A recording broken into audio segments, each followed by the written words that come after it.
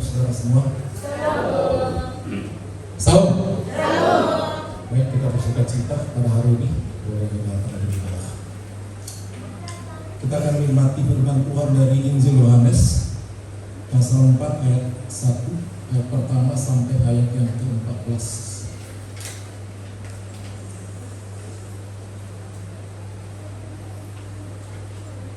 Injil Yohanes pasal 4 ayat pertama sampai ayat ke-14. Mari saudara kita bangkit berdiri, baca bergantian ya. Menurut teks yang ada, saya mulai dari ayat yang pertama.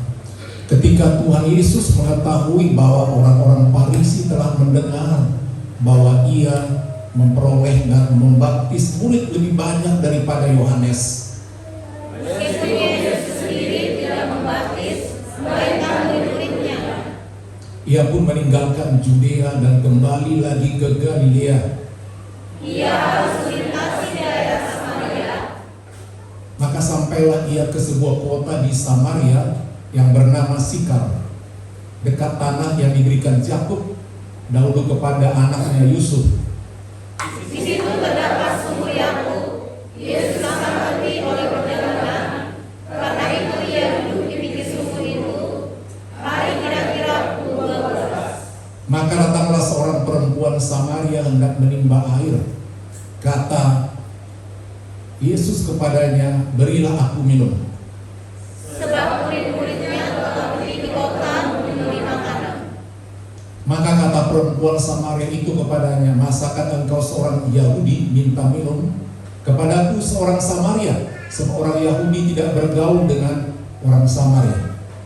Jawab Yesus kepadanya, "Jikalau engkau tahu tentang karunia Allah, dan siapakah Dia yang berkata kepadamu, berilah aku minum, niscaya engkau telah meminta kepadanya, dan Dia telah memberikan kepadamu air hidup."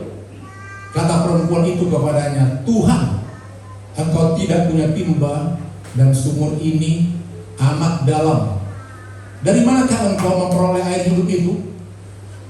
Adakah engkau lebih besar daripada bapa kami Yakub, yang memberikan sumur ini kepada kami, dan yang telah minum sendiri dari dalamnya, dia serta anak-anaknya dan ternaknya?"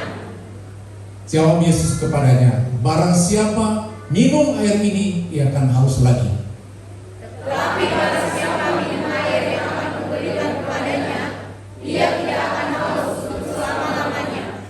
Sebaliknya, air yang akan kuberikan kepadanya akan menjadi mata air di dalam dirinya, yang terus-menerus memancar sampai kepada hidup yang kekal." Puji Tuhan, silakan duduk. Yang berbahagia hanyalah orang yang memberi hatinya untuk mendengar firman Tuhan, meyakininya, dan melakukannya. Saudara, dalam perikop menurut Rasul Yohanes, dia menceritakan penginjilan daripada Tuhan Yesus.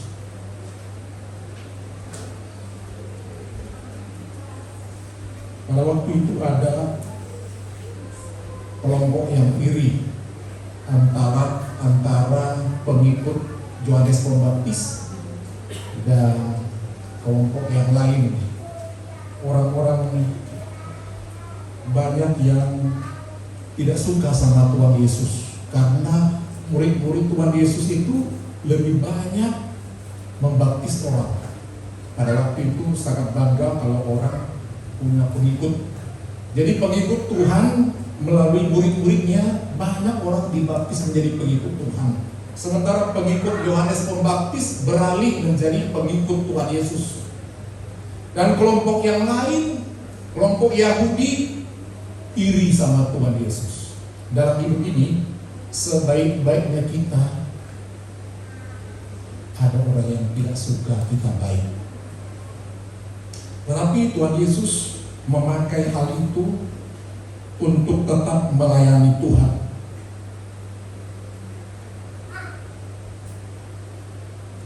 Itu sebabnya dalam pasal 4 ayat pertama, ketika Yesus mengetahui bahwa orang Farisi telah mendengar, orang-orang Farisi itu mendengar hebatnya Tuhan Yesus, mereka iri. Kemudian Tuhan Yesus menyingkir. Daripada menghadapi orang-orang seperti itu, Yesus menyingkir. Dia meninggalkan Judea menuju ke Galilea. Lebih bagus aku mencari jiwa daripada menghadapi orang-orang sedemikian.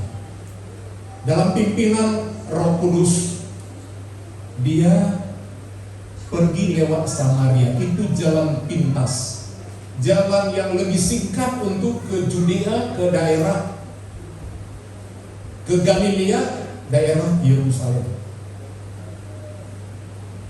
Apa yang terjadi? Sebenarnya semua orang lebih suka memilih jalur jauh, menghindari wilayah Samaria, karena daerah Samaria ini banyak orang-orang jahat. Itu jalur yang tidak biasa. Jadi Tuhan Yesus pergi melalui jalur yang pendek itu bukan supaya dia cepat sampai ke Galilea, tidak.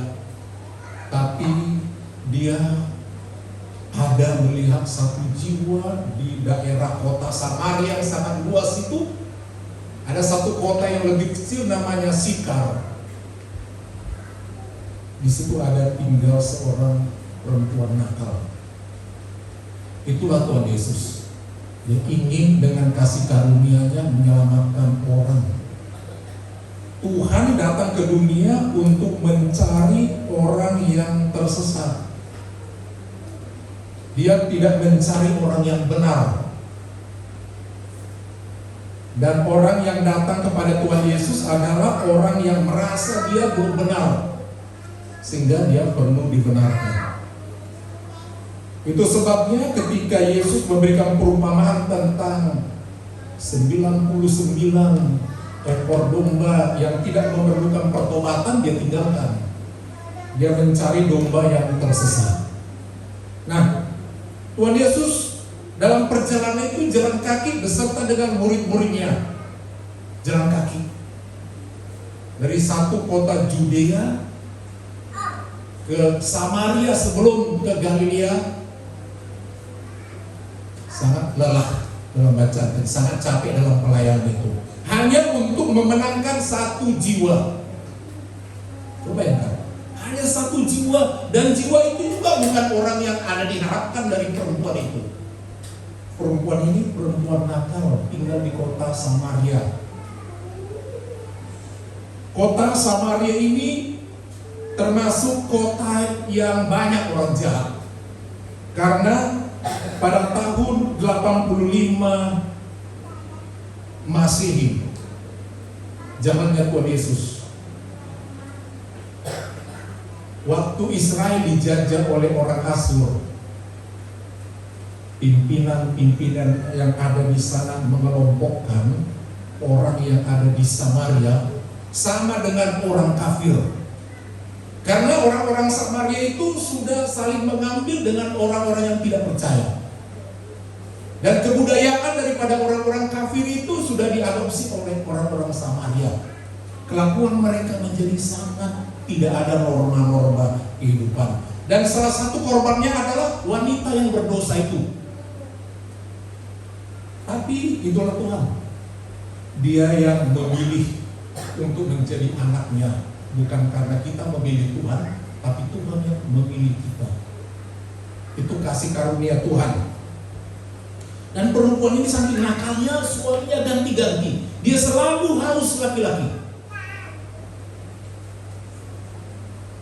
Itu sebabnya dia hidup menyendiri.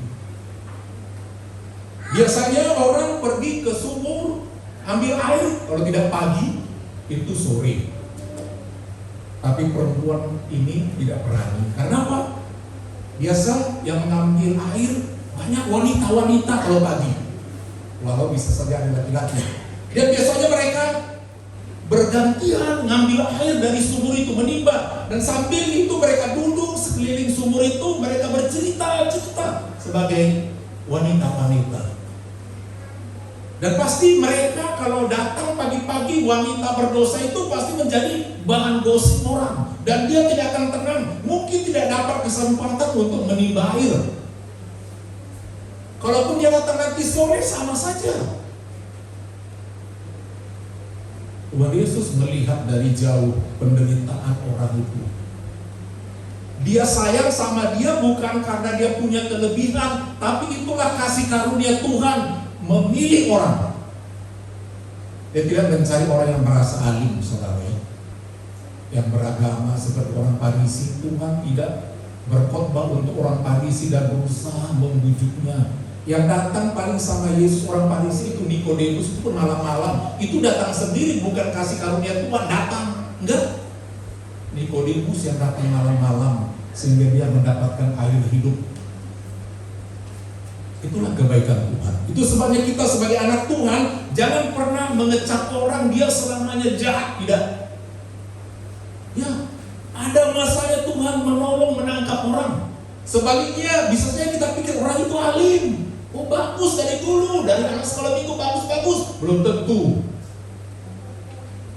dia terus bagus, bisa orang itu meninggalkan Tuhan.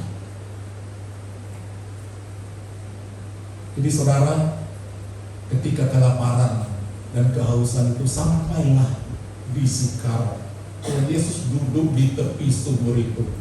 Sumur itu adalah sumur lokasi dalam ayat tadi dikatakan sumur itu adalah pemberian Yakub. Tanah itu dulu jauh sebelumnya nenek moyang orang Israel, Yakub itu disebut Israel. Itu sebabnya kita katakan Allah Abraham, Ishak dan Yakub. Kemudian Yakub ketika bertemu dengan malaikat, engkau tidak lagi kusebut Yakub, namamu Israel. Jadi nenek moyang orang Israel yaitu Yakub pernah memiliki tanah di Sikar itu dan diserahkan tanah lokasi itu kepada keturunannya yaitu Yusuf. Nah, sumur itu adalah bekas galian peninggalan Yakub, nenek moyang orang Israel. Ini sumur yang luar biasa, sangat dalam, airnya bagus sampai generasi-generasi. Hewan pernah makan dari situ, minum dari situ, luar biasa. Semua orang merasa mendapat kehidupan dari air itu, saudara. Dan semua orang berebut datang. Dan Tuhan Yesus melihat seorang perempuan, dia mau menyelamatkan. Tuhan Yesus memasang strategi penginjilan. Dia harus lihat targetnya, orang itu kebiasaannya bagaimana. Pertama dia lihat, ya, oh dia ini banyak laki-laki yang sekarang pun tak resmi jadi suaminya, tapi aku mau pakai dia, selamatkan dia, dan melalui perempuan ini Samaria dimenangkan. Dari satu perempuan, nanti dia yang berkhotbah setelah terima air kehidupan, perempuan yang berkhotbah dan memenangkan banyak orang. Ternyata tidak orang-orang yang alim-alim yang dipakai, orang yang berubah itu bisa dipakai Tuhan. Itu nomor satu, dia perhatikan, oh perempuan itu begini orangnya, supaya nanti tahu dialognya bagaimana. Kemudian kebiasaannya, oh dia pagi tidak berani datang ke tempat ini, dia rupanya siang, dia sadar diri orang berdosa. Seperti itu saudara. Itu strategi yang pertama, datang di waktu yang tepat. Tidak ke rumahnya, tapi kemana perempuan itu pergi? Tidak ke rumahnya. Sebab nanti kalau sempat ke rumahnya, orang bisa menggosipkan, kenapa itu orang Yahudi, laki-laki Yahudi, anak muda datang ke rumah perempuan yang nakal. Tuhan Yesus tahu strateginya. Sedangkan ke sumur itu pun kalau ketahuan sama orang, mungkin akan digosipin orang. Tapi Tuhan Yesus tahu tidak akan ada orang. Itu strateginya, waktu yang tepat. Kemudian setelah datang, strategi yang kedua, Tuhan Yesus membuka pembicaraan. Bukan perempuan itu duluan bicara. Apa? Dibilang Tuhan Yesus, minta air, minta air. Jadi seringkali Tuhan itu melawat kita, memulihkan kita, menyembuhkan kita. Duluan Tuhan berbicara di hati kita, dan dia ada permintaan. Bisa berbeda-beda. Mungkin dia minta kita supaya lebih sungguh-sungguh berdoa. Mungkin disuruh kita untuk beri ini, apapun. Kita tidak tahu itu pribadi. Itu sebabnya kadang-kadang orang bernazar ke Tuhan, kalau Tuhan mau sembuhkan aku rela dulu rajin beribadah, rajin berdoa, atau mungkin aku beri dulu di buat pekerjaan Tuhan. Mungkin begitu. Itu di hati yang berbicara Tuhan. Tuhan Yesus berbicara kepada dia, minta air lah. Direspon, kau kan orang Yahudi, nampak dari tampangmu, bahasamu. Kami orang Samaria, kamu tahu kan tampang kami dianggap orang berdosa. Dialah penampilanku, gaya orang berdosa. Kalau zaman sekarang ini mungkin pakaiannya rorak, mungkin dia rok mini, mungkin koyak di sana sini, namanya lah orang berdosa. Mungkin seperti itu. Oh tidak, masakan kau orang Yahudi minta sama aku air, sama orang berdosa, orang kafir. Mereka demikian. Tapi perempuan itu menjawab, kau mau air? Namanya kau punya timba. Sumur ini sangat dalam, jadi perlu tenaga untuk menimba air itu. Dan perempuan itu, kalau kita baca, tak kasih air yang diminta. Apakah nanti dikasih, kita tidak tahu kenyataannya. Tapi penulis Rasul Yohanes tidak bilang, inilah Tuhan air itu, kutimbakan ya. Atau dikatakan, ini timbanya Tuhan ambillah. Kau kan laki-laki, tariklah, tenaga lebih besar. Tidak ada ceritakan. Dia hanya berkata, jangan minta sama aku, ambil sendiri, kira-kira demikian. Tapi Tuhan Yesus berbicara, andai kau tahu yang di depanmu ini siapa, engkau akan minta sama dia air kehidupan, air hidup. Dalam bahasa Inggris disebut living water, air yang memberikan kehidupan, air kehidupan. Kemudian perempuan ini bilang, apa kau lebih besar daripada Yakub, nenek moyang mereka, nenek moyang Israel?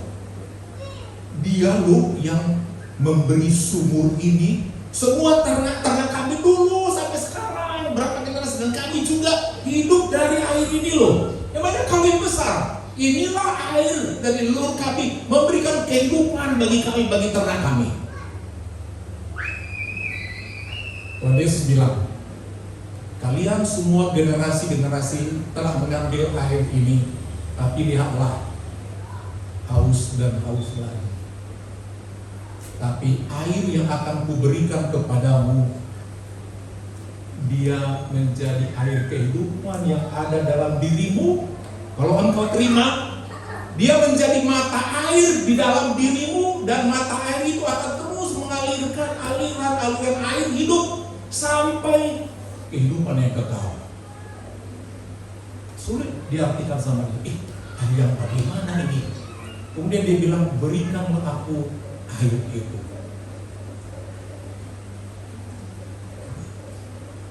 Saudara, apa arti daripada kalimat itu? Yang pertama kita melihat adalah karunia Tuhan bagi kita. Kalau saudara sudah menjadi Kristen, pegang karunia itu yang sudah diberikan. Jadi iman itu bukan kita cari, Tuhan dulu kasih di hati kita. Percaya. Sebab banyak orang dengar berita Injil, apalagi sekarang Injil terbuka melalui berbagai media. Di banyak tempat orang bisa dapatkan kisah firman Tuhan. Jadi nanti tidak ada alasan orang tidak kenal firman, tidak kenal Tuhan. Di mana-mana, di tangan bisa didapatkan melalui jaringan internet, melalui media apa saja. Bahkan melalui sekarang ini artificial intelligence, bisa orang mendapatkan firman Tuhan dan urayanya. Saudara kekasih, jadi rupanya itu menjadi dia percaya kepada Tuhan Yesus. Berikanlah aku air hidup itu. Bagaimana supaya perempuan itu percaya siapa Yesus itu? Kau punya suami kan? Iya. Suamiku sekian banyak. Dan yang sekarang ini pun sebenarnya bukan suami. Itu dibongkar oleh Tuhan Yesus. Betul. Kamu tidak bohong. Betul. Tetapi percayalah kepadaku, air yang kukasih akan membuat kamu tidak haus lagi. Yang tadinya dia haus, laki-laki. Yang tadinya dia hidupnya sembarangan. Setelah dia mau percaya kepada Yesus, bahwa Yesus datang memberikan kehidupan. Setelah dia membongkar kehidupan pribadinya, tidak ada orang yang tahu. Dan orang yang pertama datang ini kok tahu. Sehingga dia merasa disentuh hatinya, ditegur. Dia bertobat, tinggalkan semua. Melalui pendekatan Tuhan Yesus yang sangat mengasihi dia, menerima dia apa adanya. Tuhan Yesus tidak datang-datang mengejek saudara, tidak ada. Tuhan Yesus tidak menunjukkan kebencian ketika mau penginjilannya ya, kepada orang berdosa itu. Dan dia tidak menghinanya. Dia tidak bilang, wah matamu terlalu rame, nakal, dia takut. Celakmu terlalu tebal, bibirmu terlalu merah, kau nakal. Bajumu tidak sopan. Tuhan Yesus tidak ada bilang apa-apa. Dia tidak tunjukkan kebenciannya karena dia melihat orang ini bisa diubahkan. Dia perlu firman Tuhan. Jadi Tuhan Yesus tidak membenci, tidak menghinanya, apalagi mengusir. Dia tidak, pikir. Perempuan tak biasa. Dia tidak. Tetapi Yesus menawarkan, jika engkau mengerti akan karunia Allah yang kuberikan, air kehidupan, dan air kehidupan itu akan terus mengalir sampai kehidupan yang kekal. Tersentuh hatinya, aku dipulihkan dan orang itu pun dimenangkan, saudara kasih. Jadi poinnya dalam hidup kita sebagai orang Kristen menjelang minggu-minggu Paskah ke depan, saudara, mari kita mengingat akan karya Yesus yang datang untuk menolong orang berdosa, bukan untuk orang yang alim. Itu yang nomor satu. Seberat, sebesar, sehitam, semerah apapun dosa kita, kalau Tuhan memanggil kita, nomor satu adalah Tuhan memanggil kita. Walaupun itu dipanggil yang tadi mana tempatnya, saudara harus datang. Kalau ada orang datang ke rumah saudara dan melayani, itu kasih karunia Allah. Dan kalau ada saudara menghindar sengaja ketika datang orang yang diutus Tuhan, sebab Tuhan Yesus tidak jalan-jalan lagi secara fisik. Dia berjalan melalui anak-anak Tuhan, melalui hamba-hamba Tuhan, lalu sesama jemaat yang mengunjungi, mendoakan. Dan kalau Bapak Gembala kecewa kadang-kadang udah jatuh ya, nanti jam sekian ya, udah datang gak ada. Berkali-kali begitu gak ada. Berarti dia tidak mendapat kasih karunia saudara. Saudara, Tuhan Yesus masih terus berjalan menelusuri tempat itu dan dia lelah. Dia kehausan. Sementara waktu itu murid-muridnya sedang mencari makan siang, perlu air loh, air buat minum. Murid-murid sedang pergi ke kota cari makanan dikatakan, dan perlu minum nanti setelah makan. Itu sebabnya dia pergi ke sumur itu untuk siapkan berapa banyak air. Walaupun ujungnya tidak diceritakan apa dapat, karena tidak ada cerita selanjutnya makan bersama. Itu saudara nomor satu poinnya. Tuhan menginginkan kita dalam diri kita yang mau percaya, tinggal Yesus air hidup.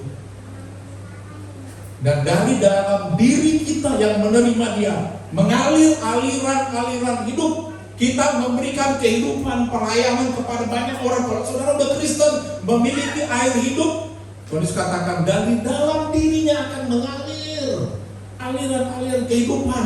Kita mengingatkan orang, menolong orang, menyelamatkan membantu orang, dan lain sebagainya, memotivasi orang untuk datang sama Tuhan. Kalau benar-benar kita menjadi Kristen, memiliki air hidup, yaitu Yesus, harus ada dalam diri kita mata air yang mengalir kelihatan dari sifat kita, yang menolong orang, saudara. Kita merangkul orang, kalau ada jemaat masih aneh-aneh, kita lawati mereka, kita ingatkan.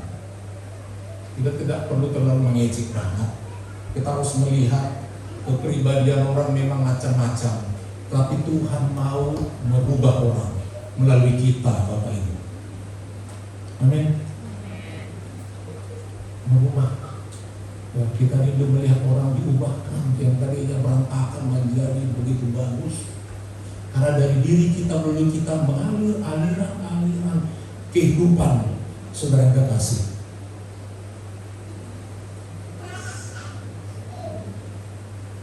Kisah tentang air hidup ini, saudara, pernah disinggung oleh Tuhan Yesus kepada Nikodemus waktu datang pada malam hari kepadanya, bahwa Yesus memberikan air kehidupan itu melalui percaya kita kepada Dia, melalui percaya akan karya keselamatan yang Dia berikan kepada kita melalui kematiannya di kayu salib.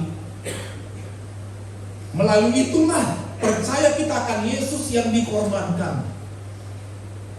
Dan setiap orang yang memandang kepada salib itu, yang percaya kepada Dia yang disalibkan itu, yang dikuburkan dan bangkit dan naik ke surga, melalui kepercayaan itu kita mendapatkan satu sukacita bahwa aku dibebaskan daripada hukuman dosa, sebab Yesus telah membeli, melunasi segala apa yang harus kulakukan. Melalui percaya kepada Tuhan kita diampuni, saudara. Memandang Yesus, dari situ kita mendapatkan kesembuhan jasmani, rohani, kerohanian, sampai kita kepada kehidupan yang kekal. Itulah air hidup itu. Yohanes pasal 3 ayat 13 sampai 14.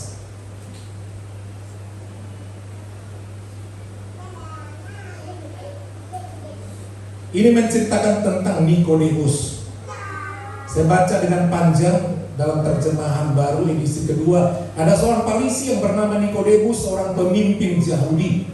Ia datang pada waktu malam kepada Yesus dan berkata, "Rabi, kami tahu bahwa engkau datang sebagai guru yang diutus Allah, sebab tidak ada seorang pun yang dapat mengadakan tanda-tanda yang engkau adakan itu jika Allah tidak menyertainya." Yesus menjawab, "Sesungguhnya aku berkata kepadamu, jika seorang tidak dilahirkan kembali, ia tidak dapat melihat kerajaan Allah."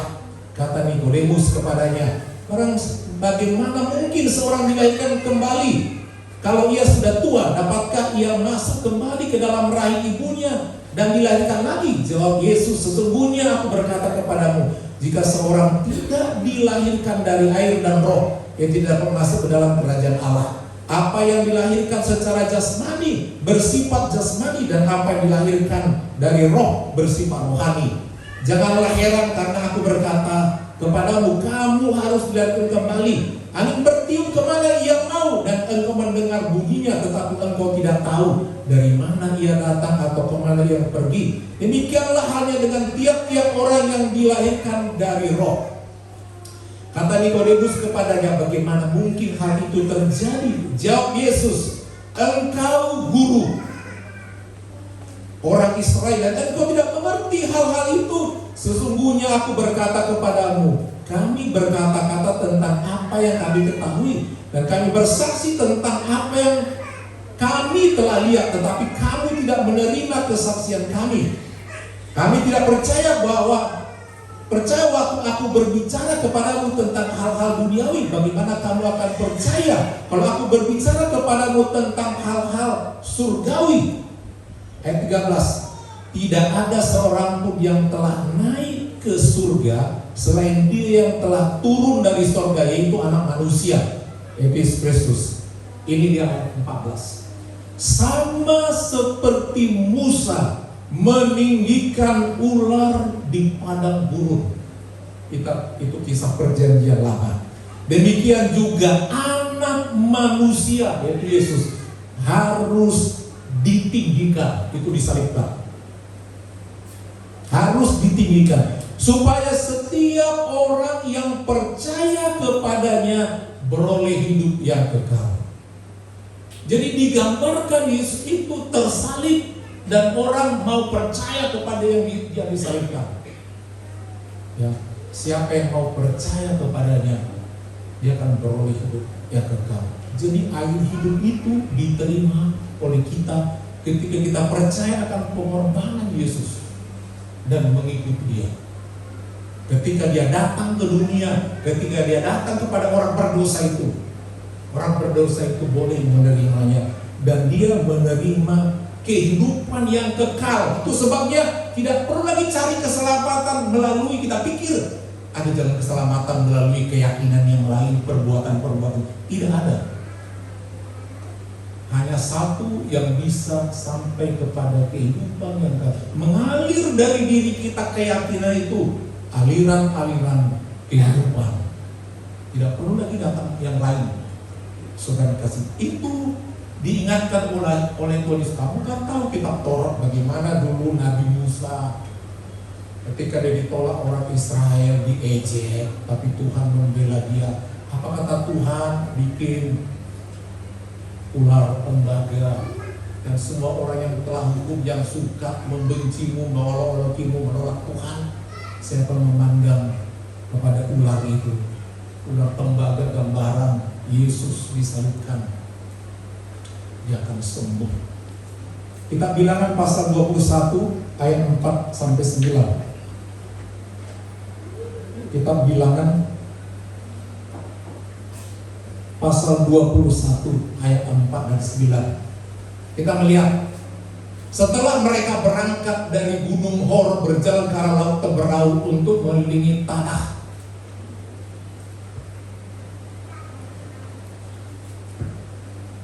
Bilangan 21, benar ya? Ya, Bilangan 21 ya. Menahan hati di tengah jalan. Lanjut. Lalu mereka berkata melawan Allah. Lalu mereka berkata-kata melawan Allah dan Musa. Hati-hati ya. Jemaat yang suka melawan mempengaruhi kesehatan kita, rezeki kita, kelancaran kita. Lalu mereka berkata-kata, mengata-ngatai, mengejek, melawan Allah dan Musa. Kalimat mereka, mengapa kamu memimpin kami keluar dari Mesir supaya kami mati di padang gurun ini? Sebab di sini tidak ada roti, tidak ada air, dan akan makanan hambar ini kami telah muak. Lalu Tuhan menyuruh ular-ular tedung ke antara bangsa itu yang memagut mereka, sehingga banyak dari orang Israel yang mati. Itu dosa ular tedung sangat berbisa. Tidak makan waktu lama kalau digigit ular yang sangat berbisa itu. Tiba-tiba merasa tubuhnya panas, terbakar dan sangat sakit. Ya, merambat di bawah darah sampai ke jantung, sampai ke otak, sakit sekali dan mati.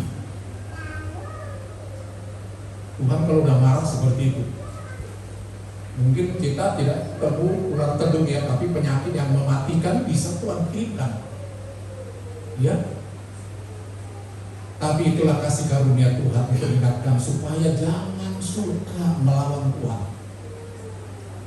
Ayat 7, kemudian datanglah bangsa itu mendapatkan Musa. Baru dia tahu Musa gembala mereka yang sangat baik. Datanglah mereka setelah banyak korban yang mati. Kami telah berdosa. Satu-satunya pengakuan dosa ada kemudian kesembuhan. Sebab kami berkata-kata melawan Tuhan dan engkau. Berdoalah kepada Tuhan. Musa, tolonglah berdoa. Kami enggak didengar doa kami. Kami dihukum. Berdoalah kepada Tuhan supaya dijauhkannya ular-ular ini daripada kami. Masih ada ular itu. Dibunuh, datang lagi, dibunuh, datang lagi. Masih ada. Lalu Musa berdoa. Itulah kemurahan hati Tuhan. Baiknya seorang gembala yang bernama Musa. Oh begitu ya. Telah mengakui kesalahannya dan dia pun bersafaat kepada Tuhan, membawa dosa umat itu di tangan Musa. Lalu Musa berdoa untuk bangsa itu. Bukan buat dirinya, dia berdoa untuk bangsa itu. Kita dipanggil seperti Musa, saudara. Kita berdoa bagi banyak orang, dan doa saudara pasti didengarkan oleh Tuhan. Kadang-kadang saudara, satu mujizat terjadi karena ada orang yang mendoakan kita loh. Percaya saudara? Amin. Itu sebenarnya saling mendoakan itu penting.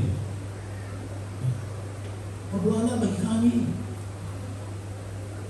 Itu sebabnya perlu ada kesatuan, ada niat baik bagi kita, mau mengunjungi, berdoa. Kadang-kadang setelah perang lain teman kita, bahkan mungkin orang yang benci sama kita mendoakan kita, baru Tuhan menjawab. Musa tidak dendam. Kau kemari melawan aku, kau ejek aku, kau lempari aku, macam-macam, kau maki-maki. Kau tak tahu diri. Dia bisa, karena itu jemaatnya semua. Dia pemimpin. Tapi itulah Tuhan. Itulah Tuhan Yesus ketika jumpa sama perempuan berdosa, dia tidak maki-maki. Demikian juga Musa, dia tidak maki-maki umat itu, tapi dia tunduk baik. Lalu Musa berdoa untuk bangsa itu. Lanjut. Maka berfirmanlah Tuhan kepada Musa, buatlah ular kedung. Nggak langsung dijawab. Ada PR Musa, buatlah ular kedung. Jadi dibuat. Kalau tadi ular berbisa yang hidup, patok sama patung mati. Sekarang bikin tandingnya, tapi bukan yang hidup. Ular tembaga, dari bahan tembaga dicetak bentuk ular merah tembaga. Buatlah ular kedung dan taruhlah itu pada sebuah tiang yang tinggi sekali. Digantung di situ ular itu. Maka setiap orang yang tertabut, yang belum sempat mati, bisanya belum sampai kemana-mana, dia masih bernyawa, jika ia melihatnya akan tetap hidup. Itulah yang dikutip oleh penulis Yohanes tadi ketika Yesus dikunjungi Nikodemus malam-malam. Tidak tahu engkau ingat siapa yang memandang kepada ular itu, dia sembuh. Siapa yang memandang kepada Yesus, itu Tuhan. Dia memperoleh kehidupan yang kekal, ada kepastian. Amin Bapak Ibu. Tidak ada yang tidak mungkin sama Tuhan, selama kita percaya. Selama makin kita dekat sama Tuhan, makin kita rasakan kasih Tuhan. Makin saudara jauh, ya, makin jauh. Mari kita bangkit dari Bapak Ibu. Tidak ada yang terlalu sukar bagi Tuhan untuk mengampuni, untuk menyembuhkan, untuk menolong. Minta terus kasih karunia Tuhan, balas kasihan Tuhan.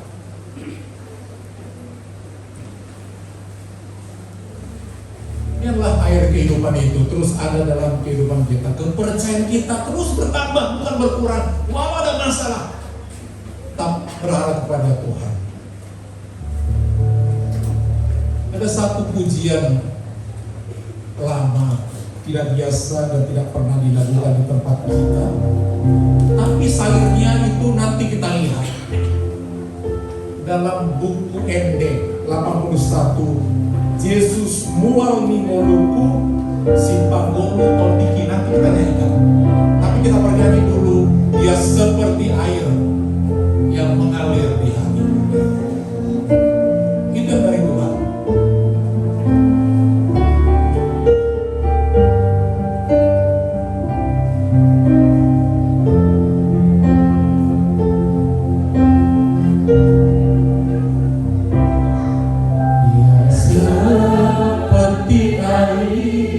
Yang mengalir di hatiku,